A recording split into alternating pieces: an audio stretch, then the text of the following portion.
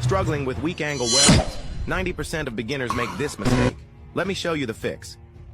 Here comes the root pass. This is your foundation. Notice how it flows right through, locking both plates tight. No gaps, no weak spots.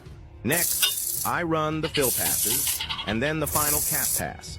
This seals it up strong and gives a clean pro finish. And here's the result.